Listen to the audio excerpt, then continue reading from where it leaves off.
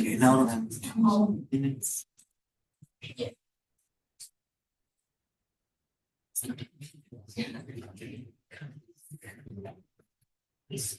All right, hopefully you all had a good weekend. Just as a couple reminders of things coming up. I will be available tonight at 6, so I'll either be like in my office or in the lab across the hall where we have lab. So if people want to come by, just if you want to sit there and work on homework or something and then have questions and ask them, you can. But if I keep showing up at 6 and no one does, then I'll be like, oh, I guess this time doesn't work. But I'll be available tonight at 6 if you do want to stop by. Secondly, I did post I said there was a bot that recorded one of my lectures last Friday, and I posted the text summary. It says AI summary of lecture. That's kind of the AI did a text file and summarized the lecture. I thought it did a pretty good job. And then when I looked at the video, I didn't realize all it does is record the screen of the computer that's the host.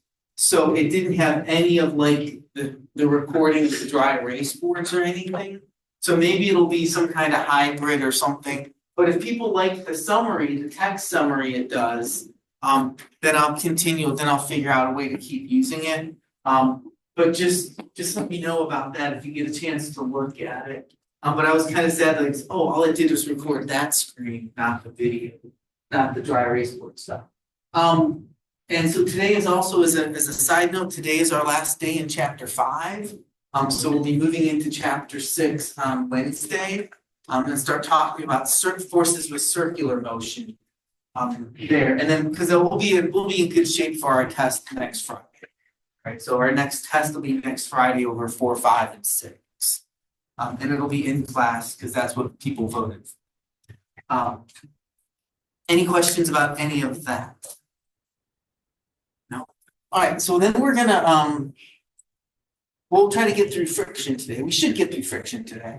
And then we'll be kind of done with chapter 5. And then kind of from there, I'll just keep feeding you different problems of things to work on and practice. But you should be able just to draw pictures and some forces at that point. So friction. These are just funny videos about friction. All right, so we said friction is a parallel interaction between surface and object. You need to make sure you think about that. It's always between an object and a surface. So whenever we think about friction is the interaction this way between surface and object. It's actually like an atomic interaction. And the idea is that there's 2 different ways friction shows up. The first one is what we call static friction. And static friction opposes the object going into motion.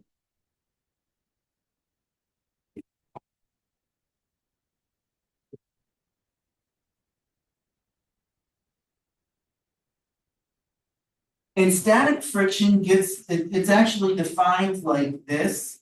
It's less than or equal to μs times the n, where this is our normal force as we would think about it. And this is called the coefficient of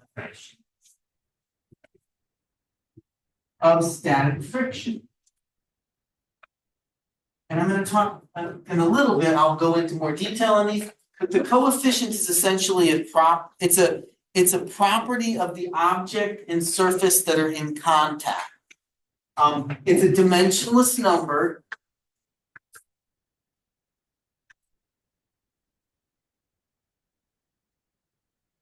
So there's no unit with it. It's just a number.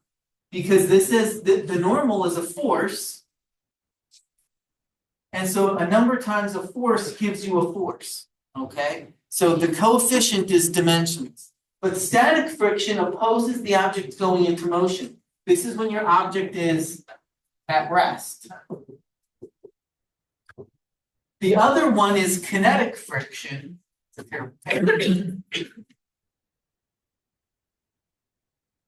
This opposes the velocity vector.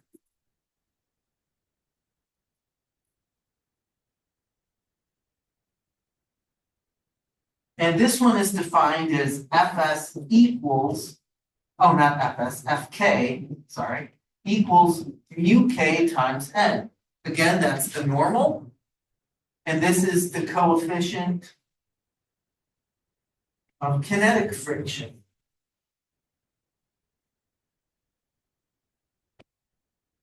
And so the coefficient of kinetic friction is, again, as a property of the two materials in contact, but this is for when your object is moving. And again, we'll talk a little bit more about that in a second. So we have two frictions, static and kinetic. One opposes going into motion when your object's at rest, one is moving. You can only have one friction at a time, because either your object's at rest or it's moving. It can't be moving and at rest at the same time, right? So what will happen a lot of times in problems, they will give you information for both friction types, and then you have to pick the correct one to use in your problem. All right? So just make sure that you can distinguish between when an object's at rest and when an object's moving and get the correct friction. Is everyone good with that? But these are interactions here at the surface that are this way. That's what I keep trying. It's a parallel interaction this way. Is everyone good? Okay. And what's our other interaction between surface and object? We have friction this way, this our parallel, and then which one's perpendicular? Normal. So the normals are perpendicular between surface and object, and friction is the parallel one. So whenever we're in contact with the surface, we have two forces to worry about, normal and friction. So friction works in the following way. Whenever we start with an object at rest, static friction will act and up until this limit. So there's this thing that we can think about where you have some Fs max, and that is mu s n. So when you reach this maximum value, that's as hard as friction can work back, static friction. And once you are larger than that value, then your object will begin to move. So if we're thinking about our little picture here, we have Fs this way, and we have some force of a pull like this. So if we're just looking in the x direction for the moment, we have Fs, or not Fs. We have F pull. We have our F pull minus our Fs is equal to max. And so what friction does is it doesn't immediately take on this maximum value. It will take on a value to match the pull, but it will only do that up till this maximum value. So let me try to demonstrate this as best I can. And I'm going to come way over here to where all the people are. So we're like, you're a little bit closer. Okay. Hello. All right. So what we're going to do is we're just going to, adding the weight changes what property of the system? Adding the mass changes what? The weight, right? And changing the weight changes the force. What force? Adding more weight, when we look in the y direction, adding more weight increases the normal force, and increasing the normal force therefore will increase friction, right? Because friction scales with the normal force. All right, so let's see if I'm even telling this. We're going to start off with one mass in here. Can you read this as I'm pulling? So notice I'm pulling, and there's tension in the cable, and I'm pulling with one Newton. And it's not moving. If I pull up 1.5 newtons, is it moving? No. And so eventually, notice how friction is just balancing my pull. and it's not moving, because I haven't, whatever the maximum force is needed, I haven't broken it. But as soon as I hit that maximum force, what happened? It was way down here, and then it shot back up as I started moving. So what friction does is it matches you. Your pull overcomes Fs. Ax is a number, it's not zero. Your object starts to move. Then once you start moving, kinetic friction takes over. But in general, mu k is smaller than mu s, so the friction drops. And that's why you see the bing, and it jumps back here, because the force needed to maintain motion is lower. All right. Now, I made the statement that as I increase the mass, I should increase the force of friction.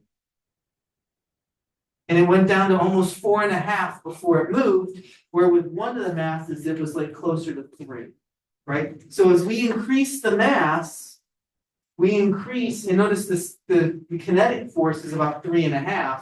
With one of them, it was like 2.5. So as you increase the mass, the friction force increases as well. So we said that there's two different frictions, static, which takes up to a maximum value, and we'll look at how we put that in a problem to solve for it.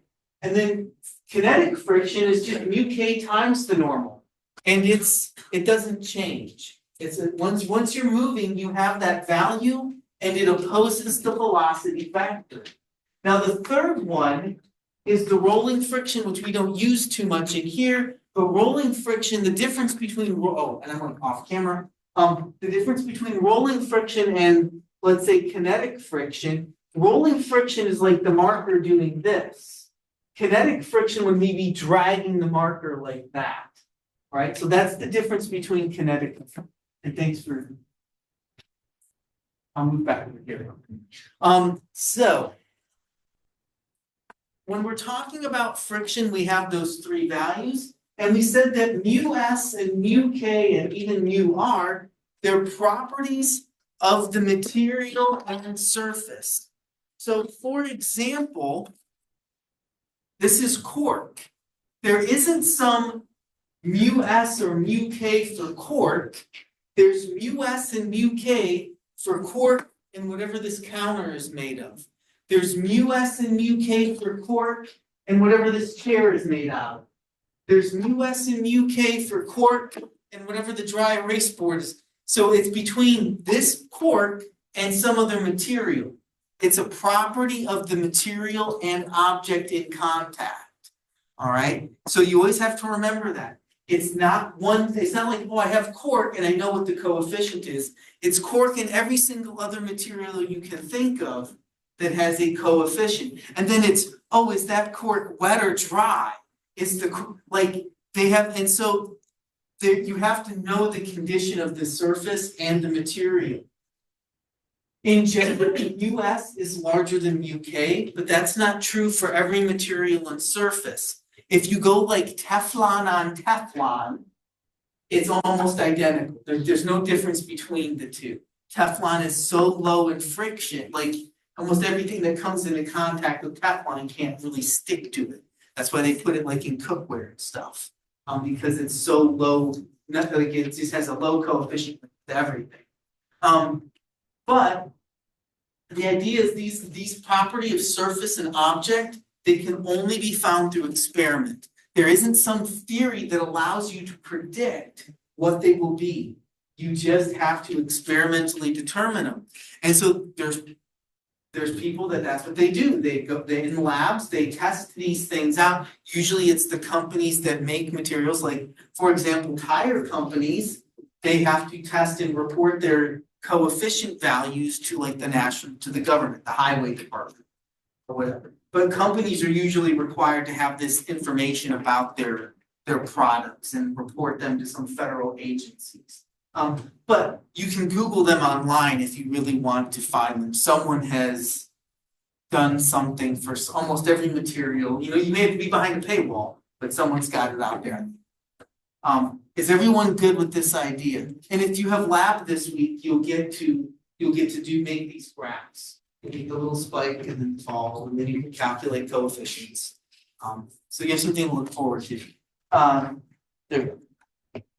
So let's try a problem and see how we can, based on the wording, how we can set up our problem. All right. So it says that we're going to push this couch. And our couch is 30 kilograms. And they tell us it's at rest. And they tell us it's at rest. That implies that it's going to be which friction? Static. And they tell us in the problem title it's static, but it's also through the wording.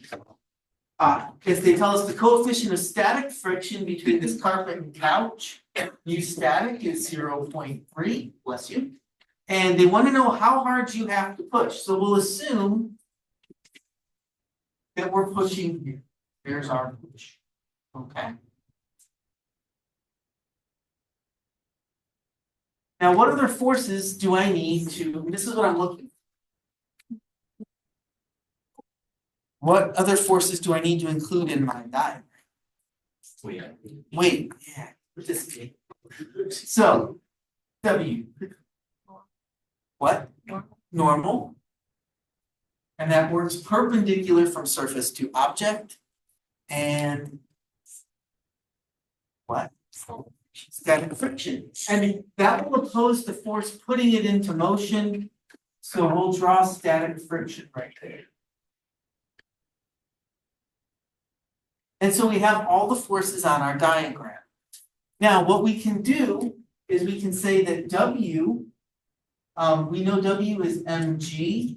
So we'll write this out and we'll put 10 times our 9.8. So we know W is 98 newtons. Is everyone okay with that? Oh, is it 30? It's 30. That's why you're being confused. And that should be 294.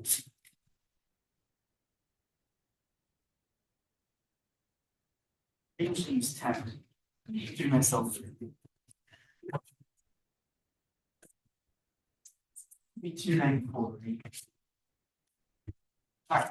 And so we have the weight of our object. Then we can come in and sum our forces in the y to get MAY. Now, do we know what AY is? 0, because our object is moving across the surface, hopefully. So then we look at our picture, we see normal and weight. Normal minus weight is 0. And so we see that the normal is equal to the weight. Now we have two options available to us. We can immediately calculate Fs right here, or we can sum our forces and realize, oh, we need to calculate Fs. You can do it either way. I'll calculate my Fs max right now, because I know that's μs times the normal. So Fs max is going to be 0.3 times our 294. And Fs max ends up being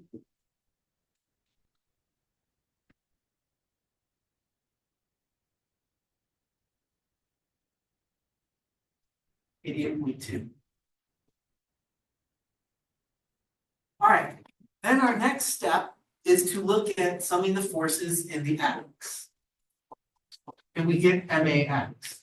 Now, because we are looking for how hard we have to push to get the object in motion, you can think about it this way. We need AX to be slightly larger than 0, right? That's the idea. Something slightly larger than 0 will get the object moving for our acceleration. So we look at our picture, we have FP and FS. So FP minus our Fs needs to be greater than 0. Basically, this number has to be positive in order for AX to have a positive value, and your object would begin to move. Does everyone follow that? Okay. Now, what we see then is FP minus 88.2 is larger than 0, or FP has to be bigger than 88.2 newtons. Now, when they ask for this type of answer, they ask you what force, minimum force do you need to push to get the cart moving? That would be the number you would be looking for, you know, to get the object moving, to get something, you know, to break it from get it, you know, off a rest or whatever. They're looking for this number because that is the smallest force that you could have. So that the computer would need this in like a homework question. Technically, you know, so don't, I always say is don't be the joker and then put in like 500 newtons for the answer. Well, that would work. The computer's gonna be like, no, your answer is wrong because I'm looking for this number, right? So just be sure that you, because you know, the computer isn't gonna know that you're, I mean, technically 500 newtons would get the object moving, but usually the problem reads what is the smallest force you can use or the minimal force that would get the object moving. So to avoid that type of answer, all right? But this is how we would look at that force and push. So you would plug in, because you know that anything above 88.2 will get your object moving. You'll break static friction. Is everyone good with that? Okay. And let's just talk about, set up some kinetic friction concepts here. If everyone's okay, can I erase this? Thanks.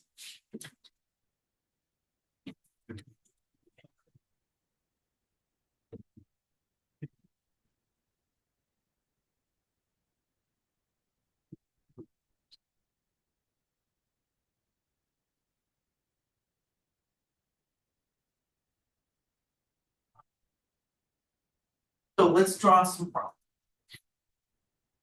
So now let's say we have a block and the block is just moving up the incline.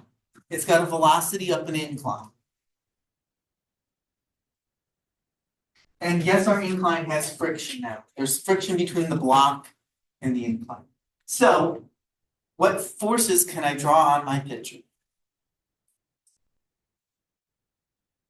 Wait.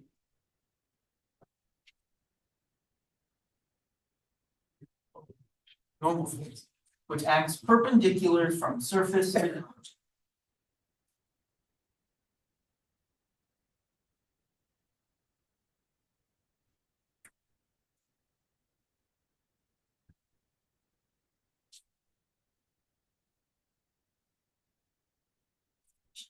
What? Kinetic friction. Kinetic friction. Which way do I draw kinetic friction? So my kinetic friction should be down the plane. Fk, because it opposes my velocity vector. Now, what else do I need to do before we can do any? So these are the forces acting, but what do we need to remember because we're on an incline? Yeah, we have to rotate our axes. So we come in and we remember to use a rotated axis, and we can then remember that this is our Wy.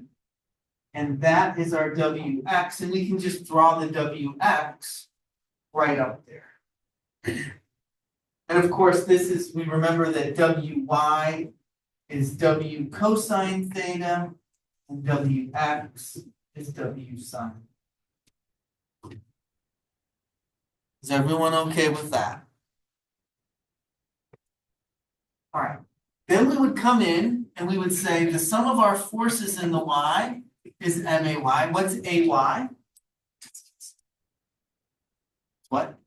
0. So AY is 0 because we're moving parallel to a plane. And then we see that N minus WY is equal to 0, or N is equal to WY. Everyone's okay with that? All right. Then when we come in to sum our forces in the X, we have MAX. And in this case, when we look at our sum, if we count this way as positive and this way as negative, then we would have minus WX minus FK equals MAX. Our object has a what type of acceleration?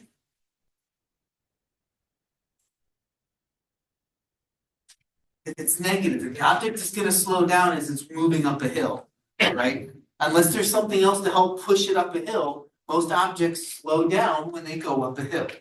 And then they come to a stop And unless they have something to hold them in place, they will come back down the hill, right?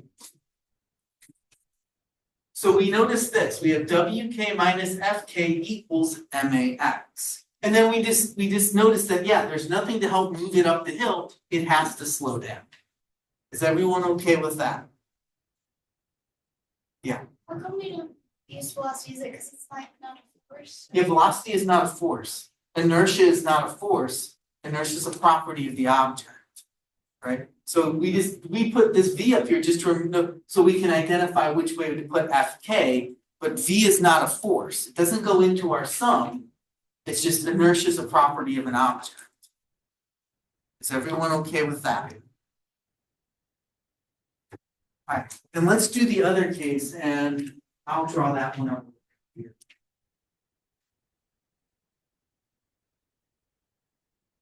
See, hopefully we can see the difference between the two.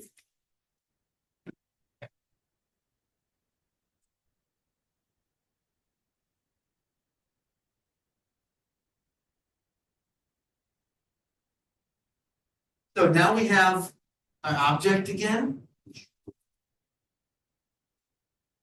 I think I misspoke. It's okay. And what forces do we need to put on our picture? So weight and normal. And which direction?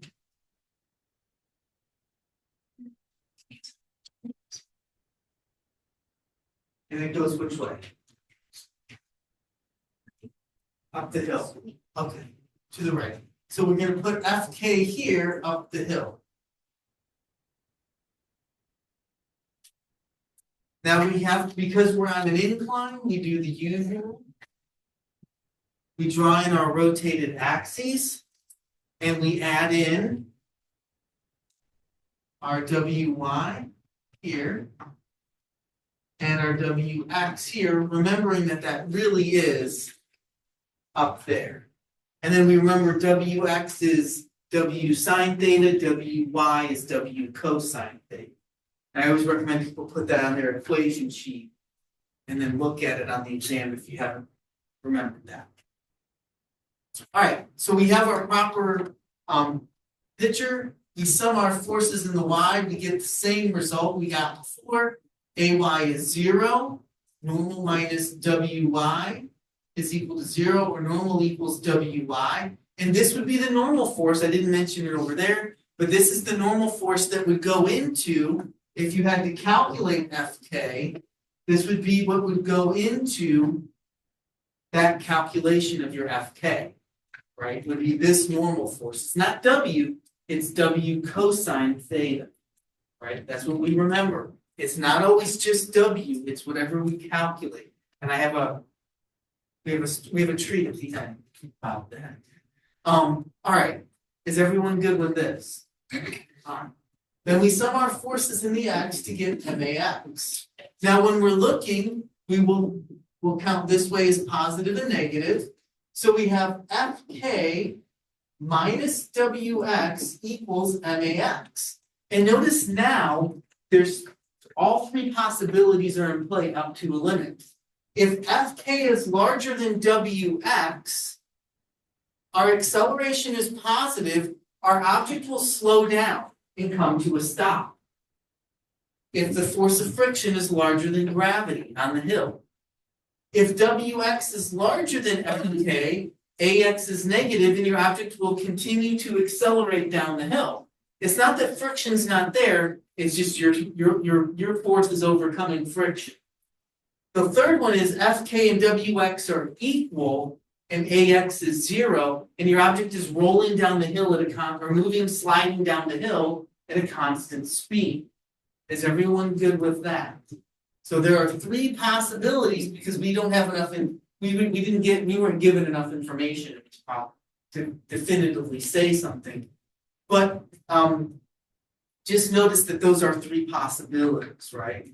I mean, and in the problem, they could be like, hey, Ax is this number. What's this? You know, what was this or that? Like, you know, they can give you lots of there's lots of ways to do this because there's 1, 2, 3, 3 different things and there's lots of combinations. Is everyone good? But just note that the trick to kinetic friction is it opposes whatever V is, not whatever the forces are. It's not like, in this one over here, Wx and Fk were in the same direction. It didn't matter. It doesn't oppose a force, it opposes the motion. That's the key to the kinetic friction, okay? When we have to label our pictures, that's what we have to remember. All right. Then we're going to switch over to drag force, just to talk about it for a few minutes, and then we'll come back and do a problem. So we have, whenever we are going to move through a fluid, and by fluid we mean a gas or a liquid, technically it could be plasma, but for the most part it'll be gases and liquids for us. There's an interaction between the object and the surrounding. And there's 2 ways that the object can interact with that surrounding. One of them is called inertial drag and one of them is called viscous drag. And so inertial drag, you can think about this one because your object has to knock out the surrounding environment to move through it, right? So whenever you're as I'm walking through the air, it's not really a big deal, but I'm knocking out all these little air molecules as I walk through it. Now I'm moving slow. And even though there's a lot of air molecules, I'm moving pretty slow and I easily knock the air out of the way. But as I would run faster and faster, for people who can run fast, you feel the rush of air in your face, or if you're a runner and you're running into the wind versus the wind to your back, it makes a difference. Same with bicycling, right? To bicycle into the wind versus having the wind to your back when biking makes a difference because that drag force scales with the speed. Right? Now, the way I try to demonstrate this problem is the following. Imagine you have a room, all right? And you have to walk across this room. So the density, which is the P, that P looking letter, that's rho, that's density. That is how many people are in the room. If density is high, lots of people are in the room. If the density is low, not a lot of people in the room. L squared, that's 2 factors. That's how big an area you have, how big you are, and the path that you have to travel. So if you're a bigger person and you have a long room to walk through, you have a big L squared. You're more likely to run into somebody. And then V is the speed that you're running through the room. So if rho is really high, you have a high density, and you're a big person running through a big room, you're going to collide with people. And you have to knock them out of your way to get across. You're not saying you're polite, you're just knocking them out of the way to get it through the room. Like in a movie chase scene, right? And they're just knocking people over and they don't care what's happening to anything in the environment around them. That's a lot of drag, right? When you have to knock things over and move around things. That's a high drag force. But that's because of collision-based interactions. Viscous drag is different. Viscous drag is because something is clinging to you and slowing you down, right? So this is like a stickiness factor. That weird letter that looks like an N, that's not an N, it's called eta. That is called the viscosity. So as the viscosity gets heavier, the stickiness of the environment gets heavier, thicker. So does that drag force. But that just depends on the interaction of you and the length of the path and how fast you move. Stickiness is more like the difference between water and honey, right? And moving through a different viscous fluid slows you down. And I have a demo for this I'll bring on Wednesday. Now to know which drag you need, if you're ever confused, we introduce the Reynolds number. It's a dimensionless number that just tells you, hey, which drag force is dominant. And so you calculate this number, and if your Reynolds number is less than 1, viscous drag is the dominant form of drag. So usually at low speeds, a viscous drag is going to be the more dominant one. And then if your Reynolds number is larger than 1,000, you use inertial drag. All right, is everyone good with that? Cool. I don't hear any complaints. So you don't have, the worst thing you'll have to do is say, hey, what's range of my Reynolds number? It's not like you're gonna have to calculate a Reynolds number or do it. It's just good, it's information to know if you ever are stuck and you need like, oh, what drag coefficient should I worry? That's what it's really used for. Alright, so I can't demo this, but let's talk about this. So let's say you wanted to calculate an inertial drag. This is the equation that dictates inertial drag. It's 1/2 CD rho AD squared. So let me just explain the terms. So CD is called the form factor. It's a property of the object. You would look up the shape of your object in a table. You can go online and type in air drag. It'll take you to Wikipedia. Wikipedia has a CD for all the different shapes that are kind of possible for the different form factors. And then you'd say, oh, my shape looks like this, and you pick that form factor. That's how CD works. They're all pre-tabulated. Basically, the form factor is related to the shape of your object. So for example, square-looking shapes are not as efficient as pointy shapes, right? So when you're looking at the shape, right, a pointy shape is better than a square shape. I always joke because if you're thinking about cars, cars used to look like this. For a long time when they made cars, they looked like giant boxes with a box on top of them. Now cars look something like that, right? And it doesn't seem like much, but those are different forms and the way they make things. What do they put on the top of rockets? What? They put a point, they put a cone. Why? Because the cone has a different form factor than just a flat top, right? So the shape is related to the shape, the CD is that form factor. It's related to what's the shape that's hitting the air itself. Now, rho is the density or the liquid. Rho is the density. So the denser the fluid, the higher the drag. Which is actually the density, that's what makes landing on Mars really hard. Mars is just at this terrible density where it makes it, you have some drag, but not enough drag to slow you down. So landing on Mars is difficult because it's in a weird place. A is what's called the cross-sectional area, right? So the idea is that just because, so if you're looking at a rocket is like this, and on the side it looks like this, right? So the rocket has a circle because it's a cone, but with the point, it looks like that, but the surface area is the same as a circle looking down on top of a cone. So it's just the area in contact. Now, my great way to remember the area in contact is the following.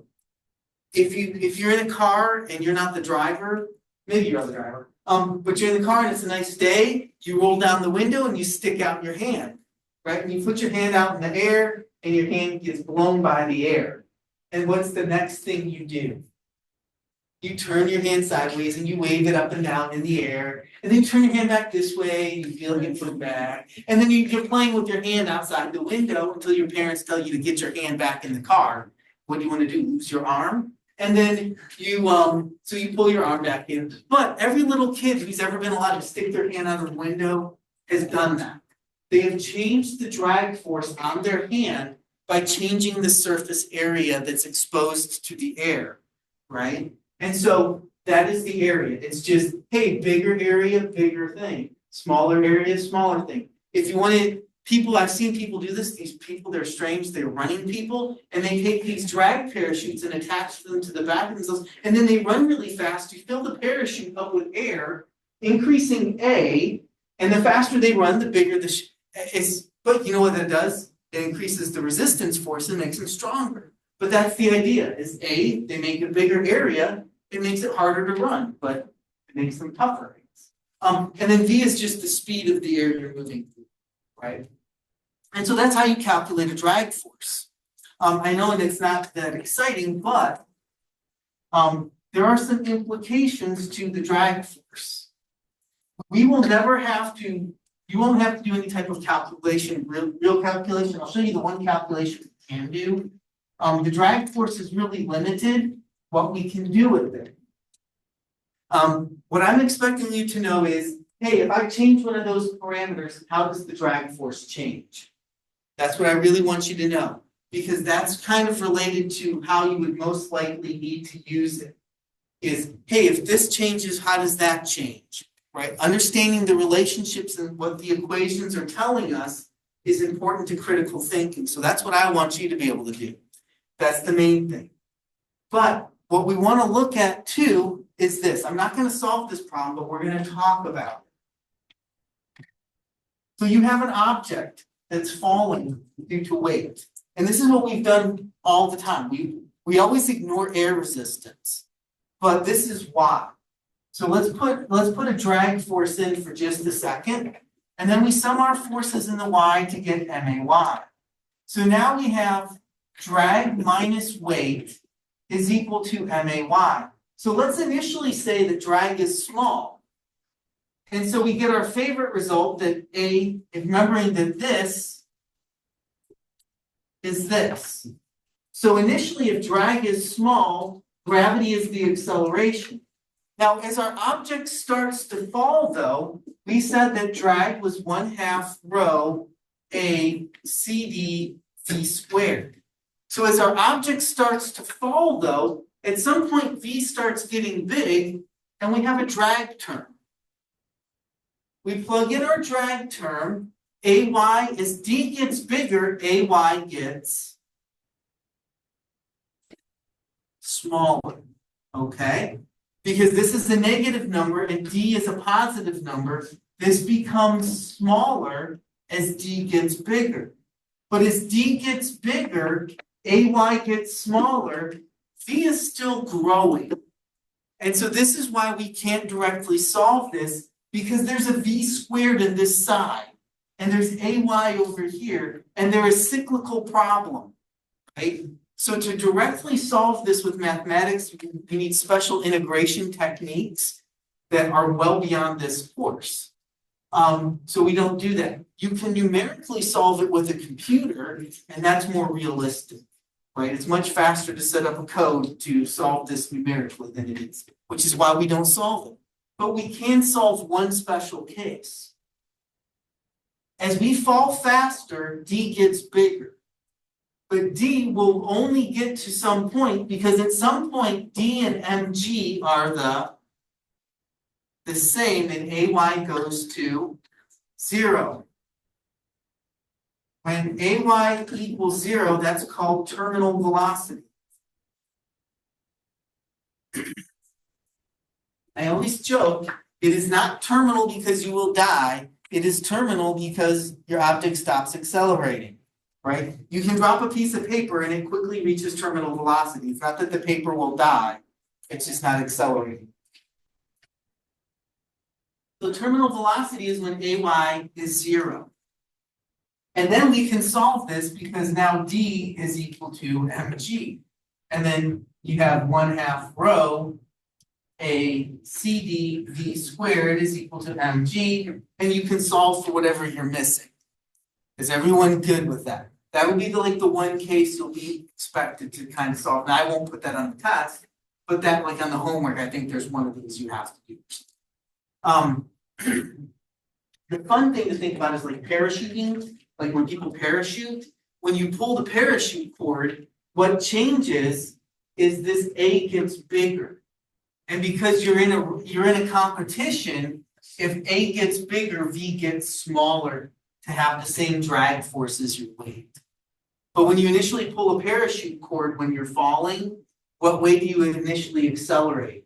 Up. If you've ever seen someone do that, they pull the parachute cord and they get jerked upwards really hard because D suddenly got much larger than mg, but that D getting bigger shrinks the velocity until D and mg are the same again, but A is big, so V got smaller. So parachutes allow you to fall at a safer speed.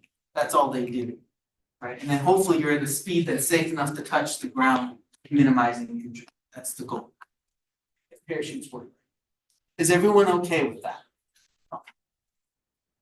So the only other drag force we have, I'll give you some.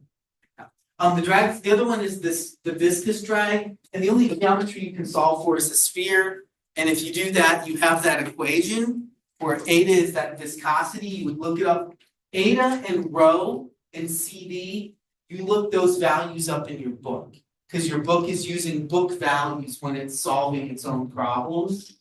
But R is the radius of your sphere, and then V is the rate at which it falls. All right. So what I do have for you is some worksheet problems for you to practice on your own. And I don't think I'm gonna have time to set it up. If you can, that's mine. These are yours. And I am gonna post the solutions to these, but real quick, in my remaining 3 minutes while you're passing those out, I'll have a solution posted. There's one thing related to problem 3 that we need to kind of see. And that is the following. I have a person pushing with an unknown force on a box. Their push is angled at 25 degrees. There's a normal, a weight, and there's a friction, static friction holding you back. Now, when we do this, there's an FPX, no, this is FPY, FPX. We don't know what either one is because we are looking for FP. So this is problem 3. FPX is FP cosine 25, FPY is FP sine of 25. And what I want to point out is if you go to sum your forces in the Y, you have MAY, which is N plus FPY minus W is 0. So your normal is W minus FPY. The static friction is mu S times this. And even though you don't know FPY yet, all you know is that it's this. You have to carry this unknown through with you, because when you go to solve here, you see you have FPX minus FS is equal to or is greater than 0. And here now you have FP cosine 25 minus this whole terrible thing. US times the normal, where you have to plug in this for your normal. But then you can isolate the like term FP and solve for FP. So we haven't done a problem like this where we have to carry an unknown to substitute in to find something yet. I won't ask you to do it on an exam, but it's still a good technique to know in terms of your toolbox set of solving different problem types and not being afraid to carry an unknown into another equation to make a substitution. Because once you have this N here, which has this FP, you can combine FP and it will have some terms with it, but those are numbers. And then you can solve for FP. All right. But what happened was I wrote a bunch of problems and I was like, oh, these are going to be great. And then I made the copies to hand out. And I was like, oh, we really haven't looked at anything like that. But it's still good for you to know, and I'll post the solution set. I just got to click a button, and then it'll be there under today's lecture. All right. Thanks for being patient up until the deadline. I'll see you guys either Tuesday or Wednesday, maybe tonight. Have a good day.